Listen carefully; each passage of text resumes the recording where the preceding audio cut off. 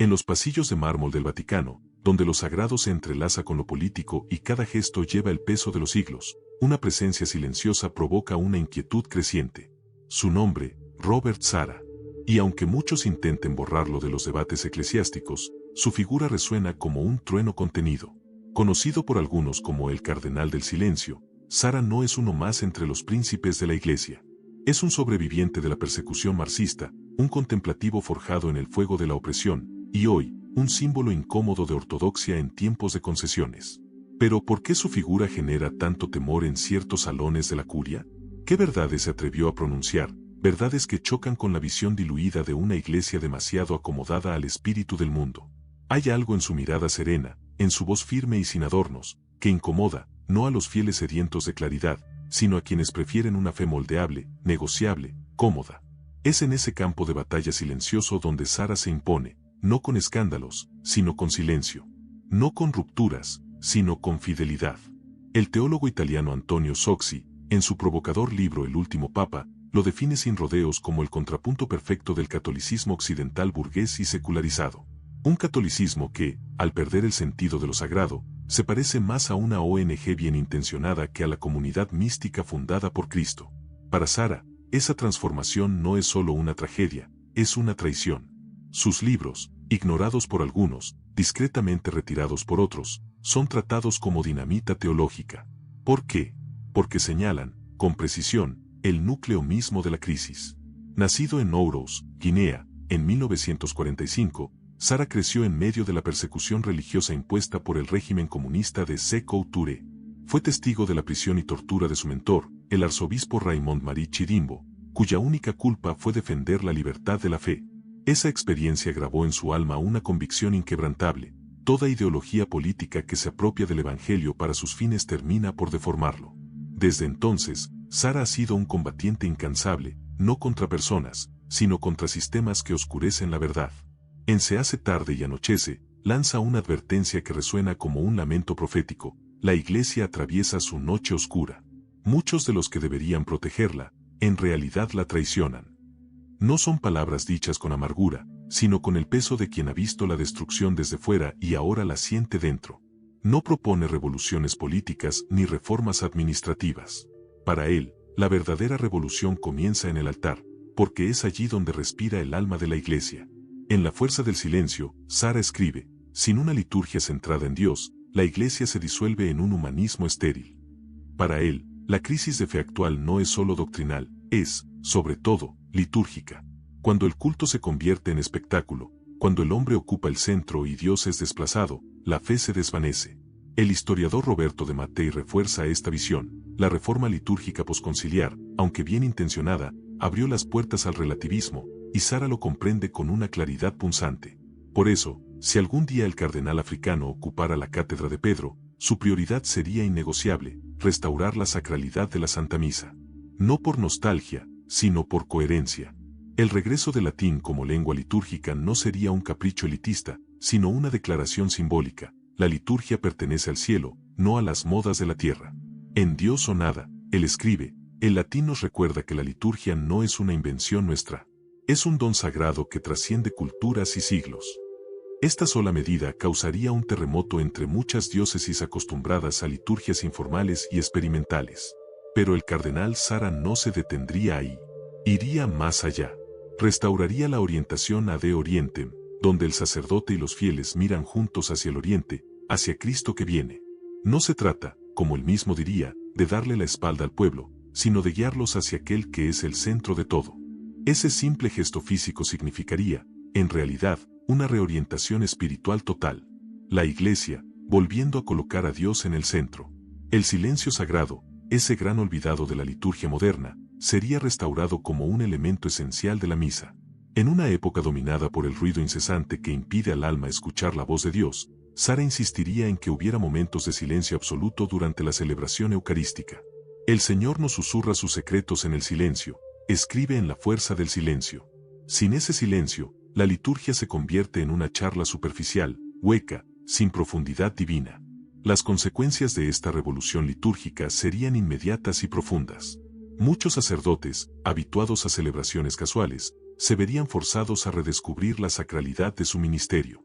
Los fieles, al principio, experimentarían una especie de choque, pero pronto descubrirían, como ya le están haciendo muchos jóvenes católicos en todo el mundo, la belleza de una liturgia que no busca entretener, sino elevar el alma hacia lo eterno. Queridos hermanos que me escuchan, antes de continuar con los siguientes cambios que Robert Sara implementaría, quiero pedirles algo importante: suscríbanse ahora mismo a nuestro canal y activen las notificaciones. Sus comentarios son esenciales para que este mensaje siga llegando a los rincones donde muchos quieren que permanezca en silencio. Me gustaría saber desde qué país o región nos acompañan. Dejen su ubicación en los comentarios y así sabremos dónde laten los corazones católicos que aún anhelan una iglesia fiel a Cristo. Tras la restauración de la liturgia, la segunda gran reforma que emprendería el cardenal Sara sería una ofensiva sin precedentes contra el relativismo moral que se ha infiltrado en la iglesia. En La fuerza del silencio, Sara diagnostica con claridad la enfermedad. Cuando la iglesia comienza a negociar con el mundo en cuestiones morales, pierde su identidad y traiciona a Cristo. Esta no es una opinión aislada del cardenal, sino un eco de lo que ya había advertido Benedicto XVI cuando habló de la dictadura del relativismo que domina al mundo contemporáneo. Un papa como Sara no toleraría la ambigüedad moral que ha marcado ciertos documentos y declaraciones eclesiales recientes. En su lugar, volvería a proclamar con claridad luminosa las verdades morales inmutables. El filósofo católico Augusto del Noce, en su obra La crisis de la modernidad, ya anticipaba este punto de inflexión. Llegará el día en que la Iglesia tendrá que elegir entre adaptarse al mundo o enfrentarlo proféticamente. Sara ha hecho su elección, y como Papa, convocaría a toda la Iglesia a seguir ese mismo camino profético. ¿Cómo se manifestaría esa guerra contra el relativismo? En primer lugar, mediante un magisterio claro e inequívoco. Se acabarían las frases ambiguas, susceptibles a interpretaciones contradictorias. Cada documento, cada homilía, cada intervención del Papa estaría marcada por una claridad cristalina en lo que la Iglesia siempre ha enseñado. En segundo lugar, Sara no dudaría en ejercer la disciplina eclesiástica cuando fuera necesario. Aquellos teólogos, obispos o incluso cardenales que persistieran en promover doctrinas contrarias a la fe serían públicamente corregidos, y si no se retractan, apartados de sus funciones. Como escribió en Dios o nada, la misericordia sin la verdad no es misericordia, es engaño. Esta postura firme, sin duda, desencadenaría una tormenta mediática. Los titulares gritarían palabras como purga y autoritarismo, pero Sara, forjado en el fuego de la persecución comunista, no se dejaría intimidar. Como dijo en una entrevista con el periodista Nicolás Diat, prefiero ser odiado por decir la verdad que amado por complacer al mundo con mentiras. El impacto de esta claridad moral se extendería mucho más allá de los muros de la Iglesia. En un mundo que ha perdido sus referencias morales, la voz firme y clara del vicario de Cristo se alzaría como un faro para millones, católicos y no católicos, que anhelan un referente ético en medio de la confusión contemporánea. Luego de restaurar la liturgia y declarar la guerra al relativismo, el tercer pilar de la revolución de Sara sería de naturaleza profundamente espiritual. Promovería la consagración del mundo entero a los sagrados corazones de Jesús y de María. No como una devoción más, sino como el eje mismo de su pontificado y como respuesta espiritual a las múltiples crisis que enfrenta la humanidad. Sara comprende, como pocos, que la lucha por el alma del mundo no es política, ni económica, ni cultural, sino esencialmente espiritual. En su obra El poder del silencio, escribe: las grandes crisis de nuestro tiempo no se resuelven con estrategias humanas, sino con la intervención divina provocada por corazones humildes y penitentes. La consagración a los corazones de Jesús y María no sería para él un gesto simbólico, sino una auténtica entrega de la humanidad al amparo y gobierno de Dios. Siguiendo la tradición de las apariciones de Fátima, Sara está convencido de que solo una consagración total puede detener el avance del mal en nuestro tiempo. El teólogo español José Antonio Fortea, en su libro Historia del fin del mundo, señala que las grandes intervenciones divinas en la historia siempre fueron precedidas por actos de consagración y reparación. Sara, profundo conocedor de la historia eclesial, sabe que este acto de humildad colectiva puede desencadenar una efusión de gracia sin precedentes. La consagración implicaría un llamado universal a la conversión. No se trataría simplemente de una ceremonia en la Plaza de San Pedro, sino de un movimiento mundial que invitaría a todos los católicos a renovar sus promesas bautismales, redescubrir los sacramentos, especialmente la confesión, y abrazar una vida de oración y sacrificio. Las consecuencias de esta consagración serían inconmensurables. Como prometió María en Fátima, al final, mi inmaculado corazón triunfará. Un papa totalmente consagrado a los Sagrados Corazones sería el instrumento perfecto para ese triunfo anunciado hace más de un siglo. La humanidad sería testigo de un renacimiento espiritual que muchos hoy consideran imposible en nuestra era secularizada. Pero estas tres primeras transformaciones serían solo el comienzo. La cuarta gran reforma que impulsaría el cardenal Sara sería la restauración del silencio sagrado, no solo en la liturgia, sino en toda la vida de la Iglesia y de los fieles. En un mundo dominado por el ruido constante, las redes sociales y la avalancha de palabras vacías, Sara propondría un retorno radical al silencio como espacio de encuentro con Dios. En su obra magistral La fuerza del silencio, desarrolla una auténtica teología del silencio. Dios es silencio, y el diablo es ruido. Desde el principio, Satanás ha utilizado el estruendo para alejar al hombre de Dios. Esta visión, profundamente bíblica y patrística, choca frontalmente con la obsesión contemporánea por la comunicación constante y la visibilidad en los medios. El filósofo romano Amerio, en su obra Iota Unum, ya había advertido que la crisis moderna de la fe está ligada a la pérdida del sentido del misterio, el cual solo puede recuperarse en el silencio contemplativo. Sara, como buen pastor, haría de esta recuperación del silencio una prioridad absoluta. ¿Cómo llevaría adelante esta revolución del silencio? En primer lugar, mediante su propio ejemplo. A diferencia de los líderes contemporáneos obsesionados con la omnipresencia mediática, un Papa Sara practicaría largos periodos de retiro y oración silenciosa. Sus apariciones públicas serían menos frecuentes, pero mucho más densas, privilegiando la profundidad sobre la cantidad. En segundo lugar, alentaría a todas las parroquias del mundo a establecer espacios y tiempos de adoración en silencio. Las iglesias volverían a ser santuarios de paz, no centros de ruido comunitario. Como escribió en La fuerza del silencio, una iglesia en la que no se puede orar en silencio ha perdido su propósito fundamental. Finalmente, invitaría a todos los católicos a redescubrir prácticas contemplativas como la lectio divina, la oración mental y el rosario meditado. En una era de distracción constante, Sara enseñaría que la verdadera revolución comienza en el silencio del corazón, donde Dios finalmente puede ser escuchado. El impacto de esta revolución silenciosa sería profundo y duradero. En un mundo exhausto por el ruido, muchas almas encontrarían en este silencio sagrado el bálsamo que inconscientemente venían buscando. Como predijo el místico Thomas Merton, el silencio será el último refugio del espíritu en un mundo que ha olvidado a Dios. Una vez restaurado el silencio sagrado, el quinto pilar de la revolución de Sara sería una profunda reforma del sacerdocio católico. En un tiempo en que la identidad sacerdotal se ha vuelto confusa y diluida, Sara llamaría a los sacerdotes a redescubrir la esencia de su vocación como alter Christus, otro Cristo. En su libro Dios o nada, escribe: el sacerdote no es, ante todo, un trabajador social, ni un psicólogo, ni un animador comunitario. Es, sobre todo, un hombre de Dios, un místico que lleva a Cristo a los hombres y a los hombres hacia Cristo. Esta visión contrasta radicalmente con la tendencia actual a reducir el sacerdocio a una función técnica o profesional. El teólogo francés Jean Galot, en su obra Teología del sacerdocio, ya había advertido que la crisis sacerdotal es, en su raíz, una crisis de identidad. Sara compartiría este diagnóstico y actuaría en consecuencia.